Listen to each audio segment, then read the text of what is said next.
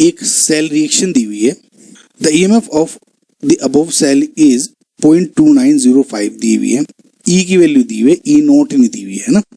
ई note होता तो under standard condition या ई नोट कुछ ऐसे दिया होता, ईएमएफ बेसिकली दिया हुआ है ई सेल।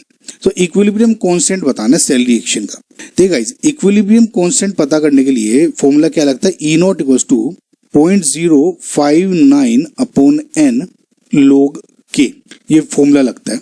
समझ में आपको वैल्यू, ठीक ना। इस फॉर्मूले में ई नोट की वैल्यू मुझे पता लग जाए और एन की वैल्यू पता लग जाए तो के की वैल्यू आसानी से निकल सकती है। अब मैं इसको अगर देखूं, एन की वैल्यू अगर आप देखें, इसमें ऑब्वियसली गाइस एन की वैल्यू 2 ही आ रही है। कैसे देखिए, Zn 2 प्लस हो रहा है 2 इलेक्ट्रॉन, और अगेन यहाँ पे Fe 2 प्लस है तो 2 इलेक्ट्रॉन गेन करके Fe में आ रहा है, तो क्या हो रहा है, एन की वैल्यू तो होगी आपकी 2, लिख दूं तो Zn plus Fe 2 plus Zn 2 plus और Fe ओवरऑल रिएक्शन हो गई। ठीक है गाइस, ये हो गया।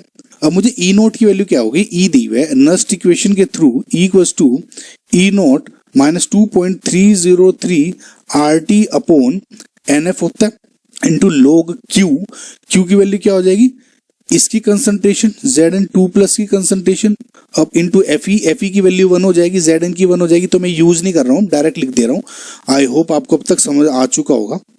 ठीक है, अब देखिए गाइस, ई की वैल्यू दी हुई है यहाँ पर ये 0.2905, मुझको ई नोट की वैल्यू निकालनी है, माइनस 2.303 RT अपॉन एन की वैल्यू क्या होगी यहाँ से 2 इंटू एफ। ठीक है, लॉग Zn 2 प्लस क्या दिया हुआ है 0.1 अपॉन 0.01। तो अगर आप इसको कैलकुलेट करेंगे तो क्या आ जाएगा, यहाँ 0 यहाँ पे हट गया, तो log 10 पॉइंट क्या हो जाएगा log 10, तो ओवरऑल ये क्या हो जाएगा log 10 की वैल्यू 1 हो जाएगी। सिंपल मैथ्स है ना गाइस, आई होप आप समझ में आ गया होगा आपको, ये log 10 या 1 हो जाएगा। मैं इसको हटा देता हूँ, तो कुल मिला के आपकी जो ई नोट की वैल्यू क्या आ गई, देखिए 0.2905 E naught minus 2.303 RT upon 2 into F आ गई। नो गाइज, इसमें मैंने अब तक आपको बताया था कि जब भी आपके स्टैंडर्ड कंडीशंस हैं तो तभी आपको हमेशा 2.303 RT अपॉन एफ की वैल्यू 0.059 लेनी है।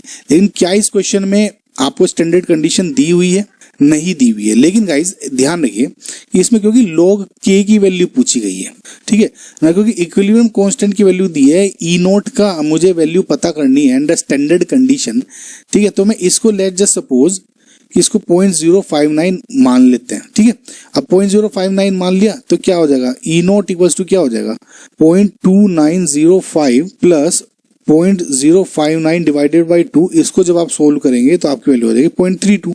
इस 0.32 को इस ओरिजिनल फॉर्मूले में रख दीजिए, यानी ई नोट क्या हो जाएगी 0.32, ये इसमें रख दी, यानी equals to 0.059 upon 2 into log of के।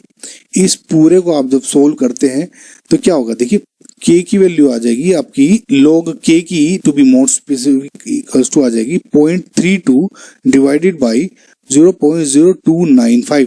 इसको डिवाइड करते हैं तो ये आ जाएगा 0.0295। ठीक है, तो k की वैल्यू इससे क्या आ गई 10 टू दी पावर, क्योंकि 10 बेस पे है, 0.32 डिवाइडेड बाई 0.0295। ठीक है, और जो आपका ऑप्शन है B is your correct answer. ठीक है, नाउ इसमें गाइज आपको ऑब्वियसली कंफ्यूजन हो सकता है कि इसमें 0.059 क्यों लिया, अब तक नहीं लिया था। लेकिन गाइज इसमें आप ये मान के चलिए क्योंकि log k की वैल्यू थी, ई नोट निकालना, तो मैं 0.059 मान लिया मैंने, क्योंकि इक्विलिब्रियम कांस्टेंट है, k की वैल्यू निकालनी थी हमें। आई होप गाइज आपको ये क्वेश्चन थोड़ा समझ में आया होगा।